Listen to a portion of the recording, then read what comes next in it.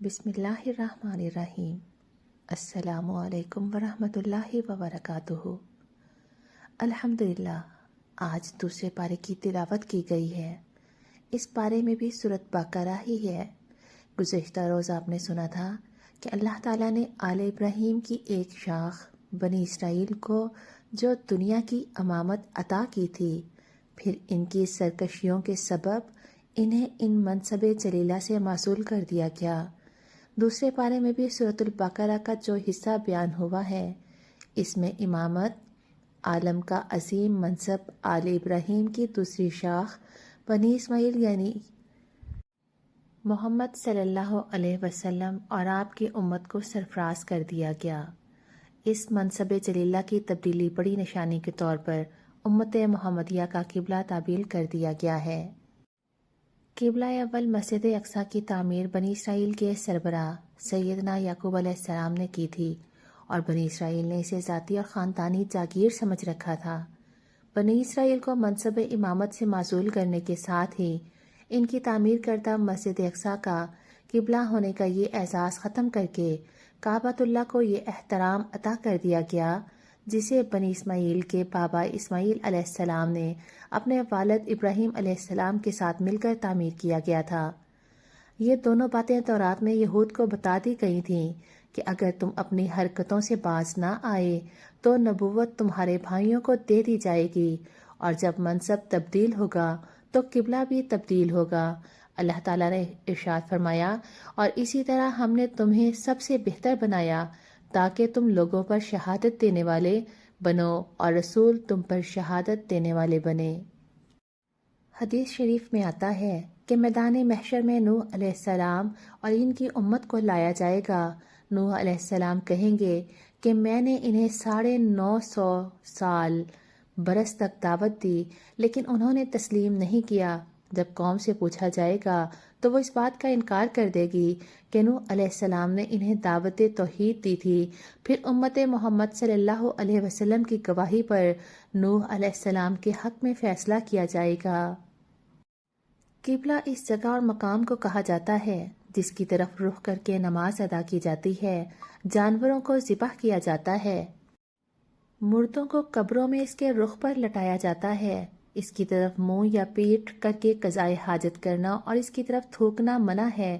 اس کے علاوہ بھی دین کے بہت سے معاملات قبلہ سے تعلق رکھتے ہیں۔ قبلہ کسی بھی قوم کی ذہنی اور عملی جہت کا تعین کرتا ہے۔ نبی اکرم صلی اللہ علیہ وسلم مکہ مکرمہ میں رہتے ہوئے نبوی زندگی کے 13 سال تک اور مدینہ میں پہنچ کر تقریباً 16 یا 17 مہینوں تک مسجد اقصیٰ کی طرف منہ کر کے نماز ادا کرتے رہے۔ پھر اللہ تعالیٰ نے اپنے وعدے کے مطابق قبلہ تبدیل کر کے مسلمانوں کے لیے کعبہ کو قبلہ قرار دے دیا، یعنی مسلمانوں کے لیے حج کا مقام اور قبلہ ایک ہی جگہ کو قرار دیا گیا، اور ان کے قبلہ کو اختیار کرنے سے سختی سے ممانعت کر دی، اور فرمایا، اور یقیناً اگر تو ان لوگوں کے پاس جنہیں کتاب دی گئی ہے ہر نشانی بھی لے آئے، وہ تیرے قبلے کی پیروی نہیں کریں گے، اور نہ تو کسی صورت ان کے قبلے کی پیروی کرنے والا ہے۔ مزید یہ کہ کافروں کے مکہ میں داخلے پر پابندی لگا دی گئی۔ اس کا مقصد یہ تھا کہ مسلمان عیسائیوں اور یہودیوں سے الگ رہیں، مسلم کلچر غیر مسلم تہذیب سے خلط ملط نہ ہو، اور مسلمانوں پر کافر تہذیب کے اثرات نہ پڑیں۔ لہٰذا ہمیں دوسرے معاملات میں بھی یہود و نصارہ کی مشابہت اختیار کرنے سے بچنا چاہیے، جیسا کہ حضور صلی اللہ علیہ وسلم نے فرمایا، جو مسلمان جس قوم کی مشابہت اختیار کرے گا وہ انہی میں سے سمجھا جائے گا۔ دوسرے حصے میں مسلم معاشرے اور اسلامی تہذیب سے تعلق رکھنے والے احکام و مسائل بیان ہوئے ہیں۔ اسلام میں سب سے پہلی چیز اللہ پر ایمان لانا ہے، اور اس کے بغیر کوئی بھی شخص مسلمان نہیں بن سکتا۔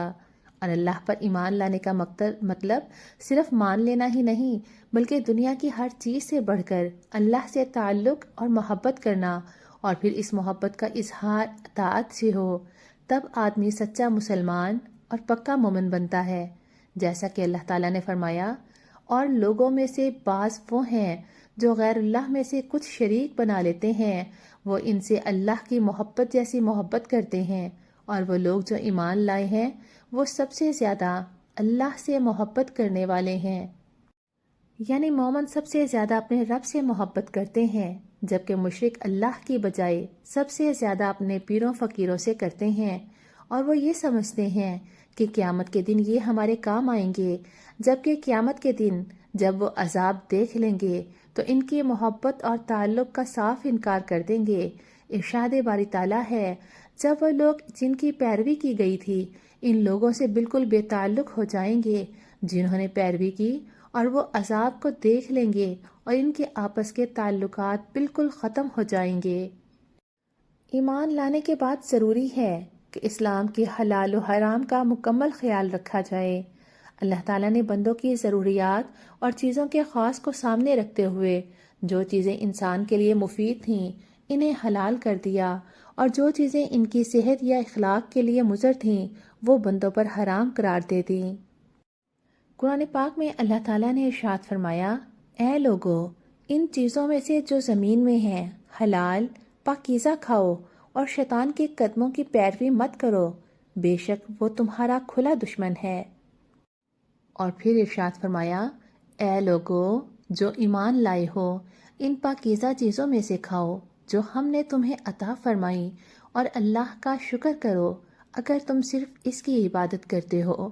پھر اللہ تعالیٰ نے حرام کی تفصیل بیان کرتے ہوئے فرمایا، اس نے تم پر صرف مردار اور خون اور خنزیر کا گوشت اور ہر وہ چیز حرام کی ہے جس پر غیر اللہ کا نام پکارا جائے، پھر جو مجبور کر دیا جائے اس حال میں کہ نہ بغاوت کرنے والا ہو اور نہ حد سے گزرنے والا، تو اس پر کوئی گناہ نہیں، بے شک اللہ بے حد بخشنے والا نہایت رحم والا ہے۔ بہت سارے لوگ محض مسلمان ہونے اور قبلہ کے احترام کو کافی سمجھ لیتے ہیں، اعمال میں کوتاہی کرتے ہیں اور سمجھتے ہیں کہ یہی محبت اور احترام ہی ہمارے لیے نجات کا سبب ہوگا، جبکہ اللہ تعالیٰ نے قرآن پاک میں ارشاد فرمایا، نیکی یہ نہیں کہ تم اپنے منہ مشرق اور مغرب کی طرف پھیرو، اور لیکن اصل نیکی اس کی ہے جو اللہ، یوم آخرت، فرشتوں، کتاب اور نبیوں پر ایمان لائے اور مال دے اس کی محبت کے باوجود قرابت والوں اور یتیموں، مسکینوں، مسافر، مانگنے والوں کو اور گردنیں چھڑانے میں، اور نماز قائم کرے، زکوٰۃ دے، اور جو اپنا عہد پورا کرنے والے ہیں جب عہد کریں، اور خصوصاً جو تنگ دست اور تکلیف میں اور لڑائی کے وقت صبر کرنے والے ہیں، یہی لوگ ہیں جنہوں نے سچ کہا اور یہی بچنے والے ہیں۔ یعنی سچے مومن وہی ہیں جو رسمی مسلمان نہیں بنتے، بلکہ ان کی زندگیوں میں اصل اہمیت ایمان، عبادات اور حقوق کی ادائیگی کی ہوتی ہے۔ مدینہ میں پہنچ کر رسول اللہ صلی اللہ علیہ وسلم نے اسلامی معاشرے کی بنیاد رکھی۔ اس حوالے سے اس صورت میں کئی احکامات دیے گئے۔ قرآن پاک میں سورۃ بقرہ میں ارشاد ہے، اے لوگو جو ایمان لائے ہو، تم پر مقتولوں میں بدلہ لینا لکھ دیا گیا ہے۔ اگر مقتول کے ورثاء اپنی مرضی سے قاتل کو معاف کر دیں یا وہ دیت لے لیں تو پھر ورثاء کی رضامندی کے مطابق فیصلہ کیا جائے گا، ورنہ قتل عمدن کی اصل سزا قتل ہی ہے۔ مزید فرمایا، اور تمہارے لیے بدلہ لینے میں ایک طرح کی زندگی ہے، اے عقلوں والو، تاکہ تم بچ جاؤ، یہی وہ طریقہ ہے جس سے تمہاری جانیں محفوظ رہ سکتی ہیں۔ دوسری بات یہ ہے کہ اللہ کے احکام پر عمل کرنا باعث برکت ہے۔ اللہ تعالیٰ نے سورۃ بقرہ میں ارشاد فرمایا، اے لوگو جو ایمان لائے ہو، تم پر روزہ رکھنا لکھ دیا گیا ہے جیسے ان لوگوں پر لکھا گیا جو تم سے پہلے تھے، تاکہ تم بچ جاؤ۔ پھر مزید فرمایا، رمضان کا مہینہ وہ مہینہ ہے جس میں قرآن اتارا گیا، جو لوگوں کے لیے سراسر ہدایت ہے، اور ہدایت کی اور حق و باطل میں فرق کرنے کی واضح دلیلیں ہیں۔ تو تم میں سے جو اس مہینے میں حاضر ہو وہ اس کا روزہ رکھے، اور جو بیمار ہو یا کسی سفر پر ہو تو دوسرے دنوں سے گنتی پوری کرنا ہے۔ البتہ رمضان کی راتوں میں کسی قسم کی کوئی پابندی نہیں ہے۔ روزے کے ساتھ دعا کا بہت گہرا تعلق ہے، اس لیے اللہ تعالیٰ نے روزے کے احکام کے درمیان میں دعا کرنے کا حکم دیا اور اس کی قبولیت کا اعلان کیا، اور فرمایا، اور جب میرے بندے تجھ سے میرے بارے میں سوال کریں تو بے شک میں قریب ہوں، میں پکارنے والے کی دعا قبول کرتا ہوں۔ جب وہ مجھے پکارتا ہے تو لازم ہے کہ وہ میری بات مانیں اور مجھ پر ایمان لائیں تاکہ وہ ہدایت پائیں۔ پھر ارشاد فرمایا، اور اپنے مال آپس میں باطل طریقے سے مت کھاؤ اور نہ انہیں حاکموں کی طرف لے جاؤ تاکہ لوگوں کے مالوں میں سے ایک حصہ گناہ کے ساتھ کھا جاؤ، حالانکہ تم جانتے ہو۔ روزے کی اس آیات کے بعد اس آیت کو لانے کا مقصد یہ ہے کہ جب اللہ کے حکم پر کچھ وقت کے لیے حلال چیزوں کو چھوڑ دیا ہے تو اس کا لازمی تقاضا یہ ہے کہ جو چیزیں ابدی طور پر حرام ہیں انہیں ہمیشہ کے لیے چھوڑ دیا جائے۔ پھر ارشاد باری تعالیٰ ہے، اور اللہ کے راستے میں ان لوگوں سے لڑو جو تم سے لڑتے ہیں، اور زیادتی مت کرو، بے شک اللہ زیادتی کرنے والوں سے محبت نہیں کرتا۔ پھر مزید فرمایا، اور ان سے لڑو یہاں تک کہ کوئی فتنہ نہ رہے اور دین اللہ کے لیے ہو جائے۔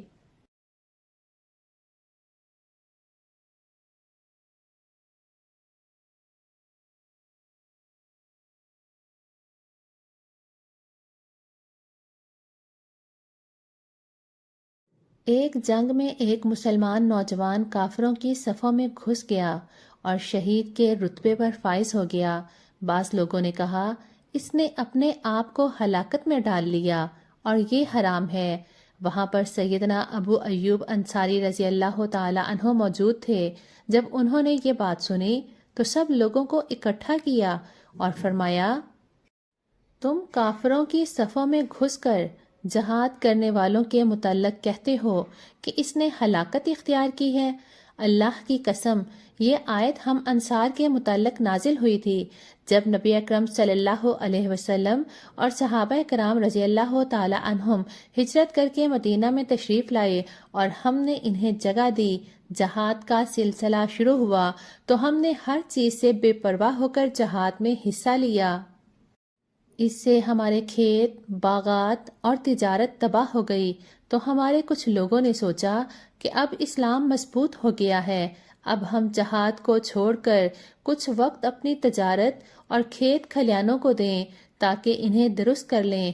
تب اللہ تعالیٰ نے یہ آیت نازل فرمائی، اس کا مطلب یہ ہے کہ جہاد اور دین کو چھوڑ کر دنیا میں پڑو گے تو گویا تم نے اپنے آپ کو ہلاکت میں ڈال لیا، لہٰذا ہرگز تمہیں ایسا نہیں کرنا چاہیے۔ صدقہ و خیرات کی دو حدیں ہیں، ایک فرضی، دوسرا نفلی۔ فرضی صدقہ جسے ہم زکوٰۃ کہتے ہیں وہ صرف اس شخص پر فرض ہے جس کے پاس 85 گرام سونے کے برابر مال ہو اور 1 سال سے پڑا ہو، لیکن نفلی صدقہ کی کوئی حد نہیں، لیکن افضل درجہ یہ ہے کہ ہر اپنی ضرورت سے اضافی چیز خرچ کر دی جائے۔ ارشاد باری تعالیٰ ہے، اور وہ آپ سے پوچھتے ہیں کیا چیز خرچ کریں، کہتے جو بہترین ہو۔ اس طرح اللہ تمہارے لیے کھول کر آیات بیان کرتا ہے تاکہ تم غور و فکر کرو۔ حج اور عمرہ بھی عبادت ہے، اور یہ عبادت بیت اللہ میں ادا ہوتی ہے اور وہاں پہنچنے کے لیے مال کی ضرورت ہے، لہٰذا صاحب استطاعت مسلمان پر حج کرنا فرض ہے، اور حج اور عمرہ اللہ کے لیے پورا کرو۔ پھر مزید فرمایا، حج کے مہینے جو معلوم ہیں، پھر جو ان میں حج فرض کر لے تو حج کے دوران نہ کوئی شہوانی فعل ہو اور نہ کوئی نافرمانی اور نہ کوئی جھگڑا، اور تم نیکی میں سے جو بھی کرو گے اللہ اسے جان لے گا، اور ذات راہ لے لو، بے شک ذات راہ کی سب سے بہتر خوبی سوال سے بچنا ہے، اور مجھ سے ڈرو اے عقل والو۔ جو شخص اسلام میں داخل ہوتا ہے اس پر فرض ہے کہ وہ اسلام کے ہر حکم پر عمل پیرا ہو، ایسا نہ ہو کہ آسان یا پسندیدہ کام تو کرے اور مشکل کام آنے پر بہانے بنا کر نکل جائے، یہ مسلمانی نہیں، منافقت اور نفس پرستی ہے۔ ارشاد باری تعالیٰ ہے، اے لوگو جو ایمان لائے ہو، اسلام میں پورے کے پورے داخل ہو جاؤ اور شیطان کے قدموں کے پیچھے مت چلو، یقیناً وہ تمہارا کھلا دشمن ہے۔ آج کتنے لوگ ہیں جو گرمی کے ڈر سے روزہ نہیں رکھتے، دکان بند کر کے نماز پڑھنے نہیں جاتے کہ گاہک دوسری دکان پر نہ چلا جائے، اس کے باوجود خود کو جنت کا مستحق سمجھتے ہیں، حالانکہ جنت کا راستہ مشکلات اور مصائب سے ہو کر گزرتا ہے۔ اللہ تعالیٰ نے ارشاد فرمایا، کیا تم نے گمان کر رکھا ہے کہ تم جنت میں داخل ہو جاؤ گے، حالانکہ ابھی تک تم پر ان لوگوں جیسی حالت نہیں آئی جو تم سے پہلے تھے۔ انہیں تنگ دستی اور تکلیف پہنچی اور وہ سخت ہلائے گئے، یہاں تک کہ رسول اور جو لوگ اس کے ساتھ ایمان لائے تھے کہہ اٹھے، اللہ کی مدد کب ہوگی؟ سن لو، بے شک اللہ کی مدد قریب ہے۔ تیسرے حصے میں مسلمانوں کے گھروں کے معاملات کے متعلق ہدایت ہے کہ اگر گھروں کا نظام بگڑ جائے تو معاشرہ برباد ہو جایا کرتا ہے۔ نکاح کا مطلب زندگی بھر کا ساتھ ہے، اور اس ساتھ میں خاوند کے بیوی پر اور بیوی کے خاوند پر اثرات پڑتے ہیں۔ لڑکوں کی مائیں کہتی ہیں، میرا بیٹا تو بڑا فرما بردار تھا، لیکن جب سے شادی ہوئی اب ہمیں پوچھتا تک نہیں ہے۔ اور کبھی ایسا بھی ہوتا ہے کہ بیٹی دیندار، نماز روزے کی پابند اور پردہ دار ہوتی ہے، لیکن والدین اس کی شادی کسی بے دین دنیا دار کے ساتھ کر دیتے ہیں۔ کچھ ہی وقت کے بعد وہ نماز روزے سے بھی فارغ اور بے پردہ ہو جاتی ہے۔ اس کا ذمہ دار کون ہے؟ یقیناً والدین ہیں۔ اس لیے اللہ تعالیٰ نے نکاح کرتے ہوئے دین کو اولین اہمیت دینے کا حکم دیا ہے، اور پھر فرمایا، اور مشرک عورتوں سے نکاح نہ کرو یہاں تک کہ وہ ایمان لے آئیں، اور یقیناً ایک مومن لونڈی کسی بھی مشرک عورت سے بہتر ہے، خواہ وہ تمہیں اچھی لگے، اور نہ اپنی عورتیں مشرک مردوں کے نکاح میں دو یہاں تک کہ وہ ایمان لے آئیں، اور یقیناً ایک مومن غلام کسی بھی مشرک مرد سے بہتر ہے، خواہ وہ تمہیں اچھا معلوم ہو۔ شادی کے بعد سب سے بڑا کام جنسی عمل اور اولاد کا حصول ہے، اس لیے اسلام نے اس کے اصول و ضوابط مقرر کر دیے۔ فرمایا، اور وہ تجھ سے حیض کے متعلق پوچھتے ہیں، کہہ دے وہ ایک طرح کی گندگی ہے، سو حیض میں عورتوں سے علیحدہ رہو اور ان کے قریب نہ جاؤ یہاں تک کہ وہ پاک ہو جائیں، پھر جب وہ غسل کر لیں تو ان کے پاس آؤ جہاں سے تمہیں اللہ نے حکم دیا ہے، بے شک اللہ ان سے محبت کرتا ہے جو بہت توبہ کرنے والے ہیں، اور ان سے محبت کرتا ہے جو بہت پاک رہنے والے ہیں۔ تمہاری عورتیں تمہارے لیے کھیتی ہیں، سو اپنی کھیتی میں جس طرح چاہو آؤ اور اپنے لیے آگے سامان بھیجو۔ اللہ سے ڈرو اور جان لو کہ تم اس سے ملنے والے ہو، اور ایمان والوں کو خوشخبری دے دے۔ اگر کبھی زندگی کی گاڑی کو بریک لگ جائے تو پورے تحمل کے ساتھ فیس کرنا، اور اس معاملے میں بھی ایک دوسرے کا بھرپور احترام کرنا ہے۔ قرآن پاک میں ارشاد ہے، اور آپس میں احسان کرنا نہ بھولو، بے شک اللہ اس کو جو تم کر رہے ہو خوب دیکھنے والا ہے۔ پھر اگر کبھی خاوند اور بیوی کا باہم جھگڑا ہو جائے تو اسے سالہ سال تک نہیں چلنا چاہیے، یا چھوٹی چھوٹی باتوں پر طلاق تک نہیں پہنچ جانا چاہیے۔ قرآن پاک میں پھر ارشاد ہے، ان لوگوں کے لیے جو اپنی عورتوں سے قسم کھا لیتے ہیں 4 مہینے انتظار کرنا ہے، پھر اگر وہ رجوع کر لیں تو بے شک اللہ بے حد بخشنے والا نہایت رحم والا ہے، اور اگر طلاق کا پختہ ارادہ کر لیں تو بے شک اللہ سب کچھ سننے والا، سب کچھ جاننے والا ہے۔ یعنی اگر کبھی جھگڑا ہو جائے تو ایسا نہ ہو کہ خاوند گھمنڈ میں آ کر قسم کھا لے کہ اللہ کی قسم میں اس سے صلح نہیں کروں گا، بلکہ اس کے پاس 4 ماہ کا وقت ہے، اس کے اندر اندر صلح کر لے یا طلاق دے کر عورت کو فارغ کر دیا جائے۔ ایسا جائز نہیں کہ عورت سالہ سال تک لٹکتی رہے کہ نہ اسے بسایا جائے اور نہ فارغ کیا جائے۔ اگر عورت کو طلاق دینے کی ضرورت پیش آئے تو اسے 1 طلاق دینی چاہیے، پھر عدت کے اندر اندر خاوند رجوع کرنے کا حق رکھتا ہے۔ اگر عدت گزر گئی اور خاوند نے صلح نہیں کی تو نکاح خود بخود ختم ہو جائے گا اور عورت آزاد ہو جائے گی۔ ہاں، اگر باہمی رضامندی سے نیا نکاح کرنا چاہیں تو جائز ہے، اور اگر عورت حاملہ ہے تو اس کی عدت بچے کی پیدائش ہے۔ عدت کا معنی ہوتا ہے وہ مدت جس میں عورت آگے شادی نہ کر سکے، اور یہ ہر عورت کی مختلف ہوتی ہے۔ مطلقہ عورت کی عدت 3 طرح کی ہوتی ہے۔ حاملہ عورت کی عدت بچے کی پیدائش ہے۔ جس خاتون کو درست طریقے سے ایام آتے ہیں اس کی عدت 3 حیض ہے۔ جس خاتون کو کسی وجہ سے درست ایام نہیں آتے اس کی عدت 3 ماہ ہے۔ جس عورت کا خاوند فوت ہو جائے اس کی عدت 2 طرح ہے۔ اگر وہ حاملہ ہے تو اس کی عدت بچے کی پیدائش ہے۔ اگر عورت حاملہ نہیں تو 4 ماہ 10 دن عدت ہے۔ عدت کے دوران عورت سے نکاح کرنا یا عورت کو نکاح کا پیغام بھیجنا جائز نہیں۔ اور پھر ارشاد فرمایا، اور تم پر اس بات میں کچھ گناہ نہیں جس کے ساتھ تم ان عورتوں کو پیغام نکاح کا اشارہ کرو یا اپنے دلوں میں چھپائے رکھو۔ اللہ جانتا ہے کہ تم انہیں ضرور یاد کرو، لیکن ان سے پوشیدہ عہد و پیمان مت کرو، مگر یہ کہ معروف بات کرو اور نکاح کی گرہ پختہ نہ کرو یہاں تک کہ لکھا ہوا حکم اپنی مدت کو پہنچ جائے، اور جان لو کہ بے شک اللہ جانتا ہے جو تمہارے دلوں میں ہے، سو اس سے ڈرو اور جان لو کہ بے شک اللہ بے حد بخشنے والا اور نہایت بردبار ہے۔ قرآن پاک میں ارشاد ہے، نکاح میں مہر ضروری ہے، اس کے بغیر عورت حلال نہیں ہوگی، اور جو طے ہوا اسے مکمل ادا کرنا ضروری ہے۔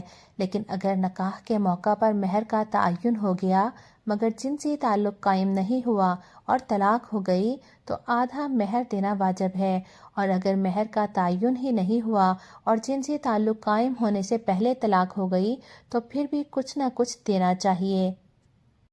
پھر ارشاد فرمایا، تم پر کوئی گناہ نہیں اگر تم عورتوں کو طلاق دے دو جب تک تم نے انہیں ہاتھ نہ لگایا ہو یا ان کے لیے کوئی مہر مقرر نہ کیا ہو، اور انہیں سامان دو وسعت والے پر اس کی طاقت کے مطابق اور تنگی والے پر اس کی طاقت کے مطابق ہے۔ سامان معروف طریقے کے مطابق دینا ہے، نیکی کرنے والوں پر یہ حق ہے۔ اور اگر تم انہیں اس سے پہلے طلاق دے دو کہ انہیں ہاتھ لگاؤ، اس حال میں کہ تم ان کے لیے کوئی مہر مقرر کر چکے ہو، تو تم نے جو مہر مقرر کیا ہے اس کا نصف لازم ہے، مگر یہ کہ وہ معاف کر دیں یا وہ شخص معاف کر دے جس کے ہاتھ میں نکاح کے گرہ ہے، اور یہ کہ تم معاف کر دو تقویٰ کے زیادہ قریب ہے، اور آپس میں احسان کرنا نہ بھولو، بے شک اللہ اس کو جو تم کر رہے ہو خوب دیکھنے والا ہے۔ بنی اسرائیل کے خاندان پر ایک بادشاہ نے حملہ کر دیا، ہر چیز لوٹ لی، بیوی بچوں کو غلام بنا لیا۔ مرد ڈر کے مارے بھاگ کھڑے ہوئے، پھر شرمندہ ہو کر ایک جگہ جمع ہوئے اور لشکر تیار کرنے لگے، مگر مسئلہ کھڑا ہوا کہ سپہ سالار کون بنے گا۔ دوسرے علاقے کے نبی کے پاس گئے کہ اب اللہ کا حکم سے آپ ہمارے سپہ سالار مقرر کر دیں، تو اس نبی نے ایک غریب خاندان کے ایک فرد طالوت کو ان کے بادشاہ اور سپہ سالار مقرر کر دیا۔ انہوں نے کہا، یہ تو غریب ہے، کیسے ہمارا بادشاہ بن سکتا ہے؟ کسی امیر کو بادشاہ بنائیں۔ تو اس نبی نے کہا، بے شک اللہ نے تمہارے لیے طالوت کو بادشاہ مقرر کیا ہے۔ انہوں نے کہا، اس کی حکومت ہم پر کیسے ہو سکتی ہے جبکہ ہم حکومت کے اس سے زیادہ حقدار ہیں اور اسے مال کی کوئی وسعت بھی نہیں دی گئی۔ فرمایا، بے شک اللہ نے اسے تم پر چن لیا ہے اور اسے علم اور جسم میں زیادہ فروانی عطا فرمائی ہے، اور اللہ اپنی حکومت جسے چاہتا ہے دیتا ہے، اور اللہ وسعت والا سب کچھ جاننے والا ہے۔ آخر مجبوراً انہیں ماننا پڑا۔ جب طالوت نے لشکر ترتیب دیا اور دشمن پر حملہ کرنے کے لیے تیار ہوئے تو چونکہ کچھ لوگوں نے انہیں دل سے تسلیم نہیں کیا تھا، اس لیے اللہ تعالیٰ نے ان کا امتحان لیا کہ راستے میں ایک نہر پڑتی تھی، گرمی بھی شدید تھی، تو انہیں پانی پینے سے منع کر دیا اور فرمایا، جس نے اس میں سے پیا تو وہ مجھ سے نہیں، اور جس نے اسے نہ چکھا تو بے شک وہ مجھ سے ہے، مگر جو اپنے ہاتھ سے ایک چلو بھر لے پانی لے لے تو ان میں سے تھوڑے لوگوں کے سوا سب نے اس سے پی لیا۔ نتیجہ یہ ہوا کہ پانی پینے والوں کی ہمت جواب دے گئی اور انہوں نے لڑنے سے انکار کر دیا، اور جو اس امتحان میں پاس ہو گئے تھے اللہ تعالیٰ نے ان کی مدد فرمائی اور وہ بادشاہ کے عظیم الشان لشکر پر غالب آ گئے۔ داؤد علیہ السلام جو ابھی نبی نہیں بنے تھے، اس لشکر کا حصہ تھے۔ انہوں نے جالوت بادشاہ کو قتل کر دیا، جس سے مسلمانوں کو فتح مل گئی اور داؤد علیہ السلام قوم کے ہیرو بن گئے۔ طالوت کی قیادت میں مسلم حکومت قائم ہو گئی اور سیدنا داؤد علیہ السلام کی وفات کے بعد بنی اسرائیل کے مشہور اور طاقتور ترین بادشاہ بن گئے۔ یہ واقعہ بتانے کا مقصد یہ ہے کہ امت محمد، جنہیں اب امامت عالم کا منصب عطا کیا گیا، انہیں بھی اسی طرح جہاد کرنا اور اسلام کی حکومت قائم کرنے کے لیے جد و جہد کرنی ہے۔ اللہ پاک ہمیں قرآن پاک پڑھنے اور اس پر عمل کرنے کی توفیق عطا فرمائے، ہمیں دنیا اور آخرت میں عافیت اور رحمت عطا فرمائے، آمین۔ وآخر دعوانا ان الحمد للہ رب العالمین۔